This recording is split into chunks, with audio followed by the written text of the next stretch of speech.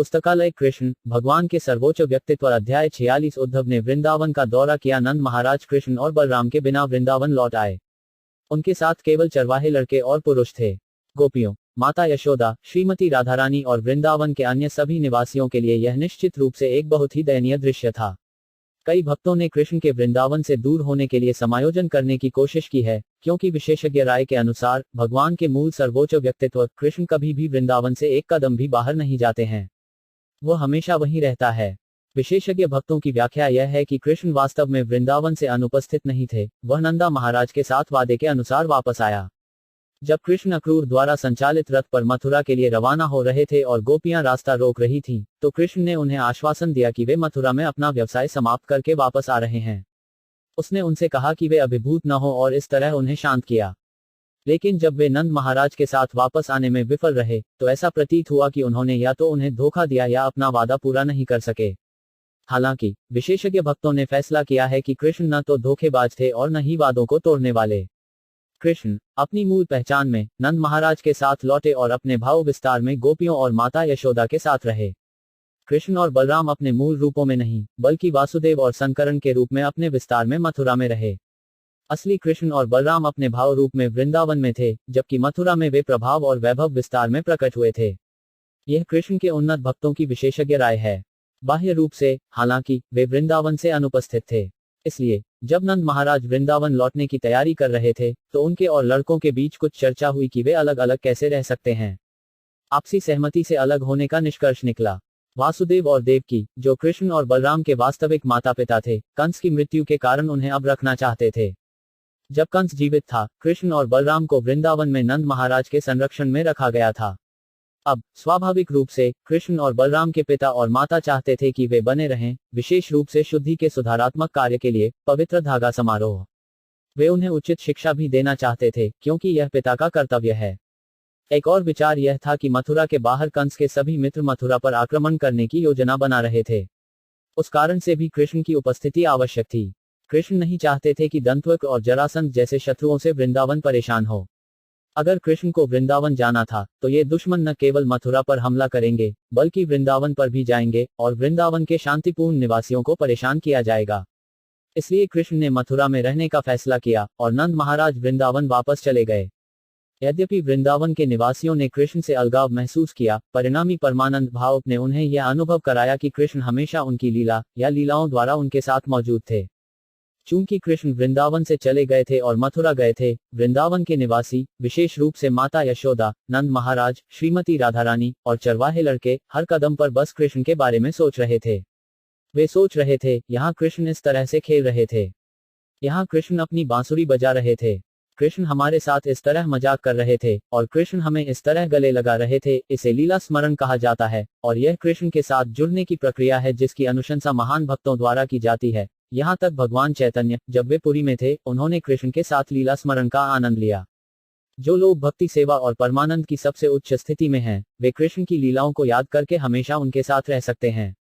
श्री विश्वनाथ चक्रवर्ती ठाकुर ने हमें कृष्ण भवनामृत नामक एक दिव्य साहित्य दिया है, जो कृष्ण की लीलाओं से भरा हुआ है। महान भक्त ऐसी पुस्तकों को पढ़कर कृष्ण विचार में लीन रह सकते हैं। कृष्ण लीला की कोई भी पुस्तक, यहाँ तक यह पुस्तक कृष्ण या भगवान चैतन्य की हमारी शिक्षाएं, वास्तव में कृष्ण से अलगाव महसूस करने वाले भक्तों के लिए एक सांत्वना है कि कृष्ण और बलराम वृंदावन नहीं लौटे। उन्हें निम्नानुसार समायोजित किया जा सकता है। उन्होंने वृंदावन लौटने का अपना वादा नहीं तोड़ा, नहीं वे अनुपस्थित थे, लेकिन मथुरा में उनकी उपस्थिति आवश्यक थी। इस बीच उद्धव, कृष्ण के चचेरे भाई, द्वारका से कृष्ण को देखने आए। वह वासुदेव के भाई का पुत्र था और लगभग कृष्ण के समान ही था। उनकी शारीरिक विशेषताएं लगभग कृष्ण के समान थीं। कृष्ण अपने शिक्षक के घर से लौटने के बाद उद्धव को देखकर प्रसन्न हुए, जो उनके सबसे प्रिय मित्र थे। कृष्ण उन्हें वृंदावन भेजना चाहते थे, जिसमें निवासियों को अलगाव की उनकी गहरी भावनाओं को शांत करने का संदेश दिया गया था। जैसा कि भगवद गीता में कहा गया है, ये यथा मां प्रपद्यन्ते तास तथा भजामि अहम्। कृष्ण बहुत संवेदनशील हैं। वह भक्ति सेवा में भक्त की उन्नति के अनुपात में प्रतिक्रिया करता है। इस प्रकार, जैसे गोपियां 24 घंटे कृष्ण के बारे में सोच रही थीं, वैसे ही कृष्ण भी हमेशा गोपियों, माता यशोदा, नंद महाराज और वृंदावन के अन्य निवासियों के बारे में सोच रहे थे। यद्यपि वे उनसे दूर प्रतीत होते थे, वे समझ सकते थे कि वे कैसे दिव्य रूप से पीड़ित थे, और इसलिए वे तुरंत उद्धव को उन्हें सांत्वना का संदेश देने के लिए भेजना चाहते थे। उद्धव को वाणी वंश में सबसे श्रेष्ठ व्यक्तित्व के रूप में वर्णित किया गया है, जो लगभग कृष्ण के बराबर है। वह कृष्ण का एक महान मित्र था और बृहस्पति के प्रत्यक्ष छात्र होने के नाते स्वर्गीय ग्रहों के शिक्षक और पुजारी, वे बहुत बुद्धिमान और निर्णय में तेज थे। बौद्धिक रूप से वे अत्यधिक योग्य थे। कृष्ण उनके बहुत प्यारे दोस्त होने के नाते उद्धव को वृंदावन भेजना चाहते थे, केवल वहां की अत्यधिक उन्नत परमानंद भक्ति सेवा का अध्ययन करने के लिए। भले ही कोई भौतिक शिक्षा में बहुत ऊंचा हो और यहाँ तक बृहस्पति का शिष्य भी हो, फिर भी उसे गोपियों और वृंदावन के अन्य निवासियों से सीखना होगा कि कैसे कृष्ण को उच्चतम स्तर तक प्यार करना है। उद्धव पर कृष्ण की विशेष कृपा थी कि उन्हें वहां के निवासियों के लिए एक संदेश के साथ वृंदावन भेजा, जो उन्हें शांत करने के लिए था। भगवान कृष्ण को हरि भी कहा जाता है, जिसका अर्थ है वह जो आत्मसमर्पण करने वाली आत्माओं से सभी संकट दूर कर देता है। भगवान चैतन्य कहते हैं कि गोपियों द्वारा की गई पूजा के रूप में किसी भी समय पूजा नहीं की जा सकती है। गोपियों के दुहक से बहुत चिंतित होकर कृष्ण ने उद्धव से बात की और विनम्रता से उनसे वृंदावन जाने का अनुरोध किया। अपने हाथों से उद्धव का हाथ मिलाते हुए उन्होंने कहा, मेरे प्रिय सज्जन मित्र उद्धव, कृपया तुरंत वृंदावन जाएं और मेरे पिता और माता नंद महाराज और यशोदा देवी और गोपियों को शांत करने का प्रयास करें। वे दुखी हैं, मानो बड़ी बीमारियों से पीड़ित हैं। जाओ और उन्हें संदेश दो। मुझे आशा है कि उनकी बीमारियों से आंशिक रूप से राहत मिलेगी। गोपियां सदैव मेरे ही विचारों में लीन रहती हैं। उन्होंने मेरे लिए शरीर, इच्छा, जीवन और आत्मा को समर्पित कर दिया है। मैं केवल गोपियों के लिए ही नहीं बल्कि मेरे लिए समाज, मित्रता, प्रेम और व्यक्तिगत सुखों का त्याग करने वाले के लिए भी चिंतित हूँ। ऐसे महान भक्तों की रक्षा करना मेरा कर्तव्य है। गोपियां सबसे प्रिय हैं। वे हमेशा मेरे बारे में इस तरह सोचते हैं कि वे अभिभूत रहते हैं और मुझसे अलग होने के कारण लगभग चिंता में मर जाते हैं। वे केवल यह सोचकर जीवित रह रहे हैं कि मैं बहुत जल्द उनके पास लौट रहा हूँ। भगवान कृष्ण के अनुरोध पर उद्धव तुरंत अपने रथ पर चले गए और संदेश को गोकुल तक ले गए। वह सूर्यास्त के समय वृंदावन पहुंचे, जब गाय चरागाह से घर लौट रही थीं। उद्धव और उनका रथ गायों के खुरों से उठी धूल से ढका हुआ था। उसने बैलों को सहवास के लिए गायों के पीछे दौड़ते देखा। अन्य गायें दूध की थैलियों से लदी हुई अपने बछड़ों को दूध पिलाने के लिए उनके पीछे पीछे दौड़ रही थीं। उद्धव ने देखा कि वृंदावन की पूरी भूमि सफेद गायों और उनके बछड़ों से भरी हुई है, गोकुल में इधर उधर दौड़ रही है और वह दूध देने की आवाज सुन सकता है। वृंदावन में प्रत्येक आवासीय घर को सूर्य देव और अग्नि देवता की पूजा और मेहमानों, गायों, ब्राह्मणों और देवताओं के स्वागत के लिए सजाया गया था। हर घर को दियों और धूप से पवित्र किया जाता था। पूरे वृंदावन में फूलों से भरे अच्छे बगीचे थे और मधुमक्खियों और पक्षियों के गायन की आवाजें थीं। झीलें कमल के फूलों और बत्तखों और हंसों से भरी हुई थीं। उद्धव ने नंद महाराज के घर में प्रवेश किया और वासुदेव के प्रतिनिधि के रूप में उनका स्वागत किया गया। नंद महाराज ने उन्हें बैठने की जगह की पेशकश की और मथुरा में कृष्ण, बलराम और परिवार के अन्य सदस्यों के संदेशों के बारे में पूछने के लिए उनके साथ बैठ गए। वह समझ सकता था कि उद्धव कृष्ण के एक बहुत ही गोपनीय मित्र थे और इसलिए अच्छे संदेश लेकर आए होंगे। मेरे प्रिय उद्धव, उन्होंने कहा, मेरे मित्र वासुदेव जीवन का आनंद कैसे ले रहे हैं? वह अब कंस की जेल से रिहा हो गया है और वह अब अपने दोस्तों और अपने बच्चों कृष्ण और बलराम के साथ है। तो उसे बहुत खुश होना चाहिए।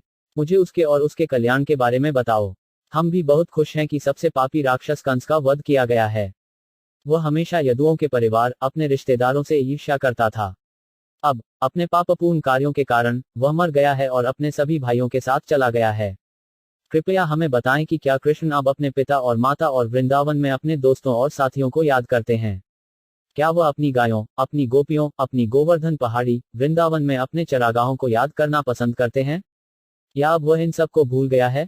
क्या उनके अपने मित्रों और रिश्तेदारों के पास वापस आने की कोई संभावना है ताकि हम फिर से उनकी उभरी हुई नाक और कमल जैसी आंखों से उनके सुंदर चेहरे को देख सकें?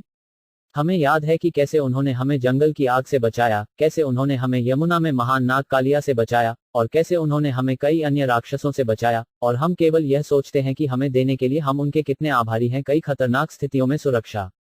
मेरे प्यारे उद्धव, जब हम कृष्ण के सुंदर चेहरे और आंखों और वृंदावन में उनकी विभिन्न गतिविधियों के बारे में सोचते हैं तो हम इतने अभिभूत हो जाते हैं कि हमारी सारी गतिविधियां बंद हो जाती हैं। हम केवल कृष्ण के बारे में सोचते हैं, वे कैसे मुस्कुराते थे और कैसे वे हमें कृपा से देखते थे। जब हम यमुना के किनारे या वृंदावन की झीलों या गोवर्धन पहाड़ी या चरागाहों के पास जाते हैं तो हम देखते हैं कि कृष्ण के पैरों के निशान अभी भी पृथ्वी की सतह पर हैं। हम उन्हें उन जगहों पर खेलते हुए याद करते हैं क्योंकि वह लगातार उनके पास जाते थे। जब हमारे मन में उसका प्रकट हो जाता है तो हम तुरंत उसके विचार में लीन हो जाते हैं। इसलिए हम सोचते हैं कि कृष्ण और बलराम स्वर्ग में मुख्य देवता हो सकते हैं जो पृथ्वी पर विशेष कर्तव्यों का पालन करने के लिए सामान्य लड़कों की तरह हमारे सामने प्रकट हुए हैं। यह गर्ग मुनि ने कृष्ण की कुंडली बनाते समय भविष्यवाणी की थी। यदि कृष्ण एक महान व्यक्तित्व नहीं होते तो वे 10,000 हाथियों की शक्ति वाले कंस को कैसे मार सकते थे। कंस के अलावा बहुत मजबूत पहलवान थे, साथ ही विशाल हाथी कुबलियाब भी थे। कृष्ण ने इन सभी जानवरों और राक्षसों को वैसे ही मार डाला जैसे एक शेर एक साधारण जानवर को मारता है। यह कितना अद्भुत है कि कृष्ण ने एक हाथ में 3 ताड़ के पेड़ों से बना बड़ा भारी धनुष लिया और उसे बहुत जल्दी तोड़ दिया। यह कितना अद्भुत है कि 7 दिनों तक उन्होंने लगातार एक हाथ से गोवर्धन पर्वत को थामे रखा। यह कितना अद्भुत है कि उसने प्रलंबासुर, धेनुकासुर, अरिशासुर, तवावर्त और बकासुर जैसे सभी राक्षसों को मार डाला है। वे इतने शक्तिशाली थे कि स्वर्ग के देवता भी उनसे डरते थे, लेकिन कृष्ण ने उन्हें इतनी आसानी से मार डाला। उद्धव से पहले कृष्ण की असामान्य गतिविधियों का वर्णन करते हुए नंद महाराज धीरे धीरे अभिभूत हो गए और अब और नहीं बोल सकते थे। जहां तक माता यशोदा का प्रश्न है, वह अपने पति के पास बैठी और बिना बोले ही कृष्ण की लीलाएं सुनी। वह बस लगातार रोती रही और उसके स्तनों से दूध बहने लगा। जब उद्धव ने महाराज नंद और यशोदा को भगवान के परम व्यक्तित्व कृष्ण के विचारों से इतना अभिभूत देखा और जब उन्होंने उनके लिए उनके असाधारण स्नेह का अनुभव किया तो वे भी अभिभूत हो गए और इस प्रकार बोले, मेरी प्रिय माता यशोदा और नंद महाराज, आप मनुष्यों में सबसे अधिक सम्माननीय हैं क्योंकि इस तरह के दिव्य परमानंद में आपके अलावा कोई भी ध्यान नहीं कर सकता है। उद्धव ने जारी रखा, बलराम और कृष्ण भगवान के मूल व्यक्तित्व हैं जिनसे ब्रह्मांडीय अभिव्यक्ति निकलती है। वे सभी व्यक्तित्वों में प्रमुख हैं।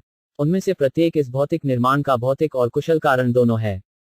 भौतिक प्रकृति का संचालन पुरुष अवतारों द्वारा किया जाता है जो सभी कृष्ण और बलराम के अधीन कार्य करते हैं। अपने आंशिक प्रतिनिधित्व से वे सभी जीवों के हृदय में प्रवेश करते हैं। वे सभी ज्ञान के स्रोत हैं और सभी विस्मृति भी। यह कृष्ण द्वारा भगवद गीता 15वें अध्याय में पुष्टि की गई है, मैं हर किसी के दिल में मौजूद हूँ और मैं किसी को याद रखने और भूलने का कारण बनता हूँ। मैं वेदांत का मूल संकलन करता हूँ और मैं वेदों का वास्तविक ज्ञाता हूँ। उद्धव ने आगे कहा, यदि मृत्यु के समय कोई व्यक्ति अपने शुद्ध मन को एक क्षण के लिए भी कृष्ण पर केंद्रित कर सकता है तो वह अपने भौतिक शरीर को छोड़ने के बाद अपने मूल आध्यात्मिक शरीर में प्रकट होने के योग्य हो जाता है, जैसे सूर्य पूरे प्रकाश के साथ उगता है। इस तरह से अपने जीवन से गुजरते हुए वह तुरंत आध्यात्मिक राज्य वैकुंठ में प्रवेश करता है। उद्धरण चिन्ह, यह कृष्ण भावनाभावित अभ्यास का परिणाम है। अगर हम स्वस्थ स्थिति में और अच्छे दिमाग में इस वर्तमान शरीर में कृष्ण भावनामृत का अभ्यास करते हैं तो केवल पवित्र महामंत्र हरे कृष्ण का जप करके हमारे पास मृत्यु के समय कृष्ण पर मन को स्थिर करने की पूरी संभावना होगी। अगर हम ऐसा करते हैं तो हमारा जीवन बिना किसी संदेह के सफल हो जाता है। लेकिन अगर हम अपने मन को हमेशा भौतिक भोग के लिए फलदायी गतिविधियों में लीन रखते हैं तो स्वाभाविक रूप से मृत्यु के समय हम ऐसी गतिविधियों के बारे में सोचेंगे और भौतिक अस्तित्व के 3 गुना दुखों को भोगने के लिए फिर से भौतिक बद्ध शरीर में प्रवेश करने के लिए मजबूर होंगे। इसलिए हमेशा कृष्ण भावनामृत में लीन रहना वृंदावन के निवासियों का मानक था, जैसा कि महाराज नंद, यशोदा और गोपियों द्वारा प्रदर्शित किया गया था। यदि हम उनके पद चिन्हों पर 1 मिनट के अनुपात में भी चल सकें तो हमारा जीवन निश्चित रूप से सफल हो जाएगा और हम आध्यात्मिक राज्य वैकुंठ में प्रवेश करेंगे। मेरी प्यारी माँ यशोदा और नंद महाराज, उद्धव ने आगे कहा, इस प्रकार आपने अपना मन पूरी तरह से उस परम पुरुषोत्तम भगवान नारायण पर लगाया है जिसका पालौकिक रूप अवैयक्तिक ब्रह्म का कारण है। ब्रह्म ज्योति केवल नारायण की शारीरिक किरणें हैं और चूंकि आप हमेशा कृष्ण और बलराम के उत्साहपूर्ण विचार में लीन रहते हैं, आपके लिए कौन सा पवित्र कार्य शेष रह जाता है। मैं कृष्ण से एक संदेश लाया हूं कि वे बहुत जल्द वृंदावन वापस आएंगे और अपनी व्यक्तिगत उपस्थिति से आपको संतुष्ट करेंगे। कृष्ण ने वादा किया कि वे मथुरा में अपना व्यवसाय समाप्त करने के बाद वृंदावन वापस आएंगे। यह वादा वह अवश्य पूरा करेगा। इसलिए मैं आप दोनों से अनुरोध करता हूं, जो सभी भाग्यशाली लोगों में सर्वश्रेष्ठ हैं, कृष्ण की अनुपस्थिति के कारण दुखी न हो। आप पहले से ही 24 घंटे उसकी उपस्थिति को महसूस कर रहे हैं, फिर भी वह बहुत जल्द आकर आपसे मिलेंगे। वास्तव में वे हर जगह और सबके दिल में मौजूद हैं, जैसे लकड़ी में आग मौजूद है। चूंकि कृष्ण परमात्मा हैं, वे सभी को समान मानते हैं। वे किसी को अपना शत्रु नहीं, किसी को अपने मित्र के रूप में नहीं देखते हैं और किसी को भी उनसे निम्न या उच्च नहीं देखते हैं। उसका वास्तव में कोई पिता, माता, भाई या रिश्तेदार नहीं है, न ही उसे समाज, मित्रता और प्रेम की आवश्यकता है। उनके पास हमारे जैसा भौतिक शरीर नहीं है, वह न तो कभी प्रकट होता है और न ही सामान्य मनुष्य की तरह जन्म लेता है। वह सामान्य जीवों की तरह जीवन की उच्च या निम्न प्रजातियों में प्रकट नहीं होता है, जिन्हें अपनी पिछली फलदायी गतिविधियों के कारण जन्म लेने के लिए मजबूर किया जाता है। वह अपनी आंतरिक शक्ति से केवल अपने भक्तों को सुरक्षा प्रदान करने के लिए प्रकट होते हैं। वह कभी भी भौतिक प्रकृति के गुणों से प्रभावित नहीं होता है, लेकिन जब वह इस भौतिक दुनिया में प्रकट होता है तो वह भौतिक प्रकृति के गुणों के जादू के तहत एक सामान्य जीव की तरह कार्य करता प्रतीत होता है। लेकिन वास्तव में वे इस भौतिक सृष्टि के पर्यवेक्षक हैं, और प्रकृति के भौतिक गुणों से अप्रभावित रहते हुए वे संपूर्ण ब्रह्मांडीय अभिव्यक्ति का निर्माण, रखरखाव और विघटन करते हैं। हम गलत तरीके से कृष्ण और बलराम को साधारण मनुष्य के रूप में देखते हैं, जैसे चक्कर लगाने वाले लोग पूरी दुनिया को अपने चारों ओर घूमते हुए देखते हैं। भगवान का व्यक्तित्व किसी का पुत्र नहीं है, वह वास्तव में सभी के पिता, माता और सर्वोच्च नियंत्रक हैं। इसमें कोई शक नहीं है। जो कुछ पहले से अनुभव किया जा रहा है, जो कुछ भी अनुभव नहीं किया जा रहा है, जो पहले से मौजूद है, भविष्य में मौजूद नहीं है या होगा, जो कुछ भी सबसे छोटा है और जो सबसे बड़ा है, उसका भगवान के सर्वोच्च व्यक्तित्व के बाहर कोई अस्तित्व नहीं है। सब कुछ उसी में है, लेकिन वह प्रकट हर चीज से अछूता है। इस प्रकार नंद और उद्धव पूरी रात कृष्ण पर चर्चा करते रहे। प्रातः काल में गोपियों ने दीप जलाकर और दही में मक्खन मिलाकर प्रातः की आरती की तैयारी की। अपनी मंगला आरती समाप्त करने के बाद वे दही से मक्खन मथने में लगे। जबकि गोपियां इस प्रकार लगी हुई थीं, उनके गहनों पर प्रतिबिंबित दीपों ने आभूषणों को और भी उज्जवल बना दिया। उनके मंथन की छिड़ें, उनकी भुजाएं, उनकी बालियां, उनकी चूड़ियां, उनके स्तन, सब कुछ हिल गया, और कुकुमा पाउडर ने उनके चेहरे को उगते सूरज के समान भगवा चमक दे दी। मथनी करते हुए उन्होंने कृष्ण की महिमा भी गाई। दो ध्वनि कंपन एक साथ मिश्रित होकर आकाश में चढ़ गए और पूरे वातावरण को पवित्र कर दिया। सूर्योदय के बाद गोपियां हमेशा की तरह नंद महाराज और यशोदा को प्रणाम करने आईं, लेकिन जब उन्होंने द्वार पर उद्धव के स्वर्ण रथ को देखा तो वे आपस में पूछने लगे, वह रथ क्या था और वह किसका था? उनमें से कुछ ने पूछा कि क्या अक्रूर, जो कृष्ण को ले गया था, वापस आ गया है? वे अक्रूर से बहुत प्रसन्न नहीं थे, क्योंकि कंस की सेवा में लगे होने के कारण वह कमल नेत्र कृष्ण को मथुरा शहर ले गए थे। सभी गोपियों ने अनुमान लगाया कि अक्रूर एक और क्रूर योजना को पूरा करने के लिए फिर से आए होंगे। लेकिन उन्होंने सोचा, हम अब हमारे सर्वोच्च गुरु कृष्ण के बिना शव हैं। अक्रूरा इन शवों के खिलाफ और क्या कार्रवाई कर सकती है? जब वे इस प्रकार बातें कर रहे थे, तब उद्धव ने प्रातः काल का स्नान, प्रार्थना और नाम जप समाप्त किया और उनके सामने आ गए।